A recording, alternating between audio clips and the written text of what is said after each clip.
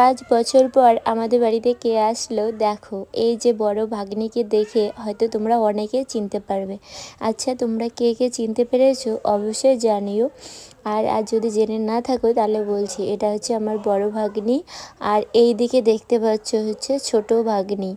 আরও একটা ভাগ্নি রয়েছে, ও এখনও জয়পুরে রয়েছে। এরা ছিল জয়পুরে, তার সাথে এরা গিয়েছিল কিন্তু 4 জন, মানে হচ্ছে আমার ননদ, ননদের জামাই আর হচ্ছে 2 ভাগ্নি।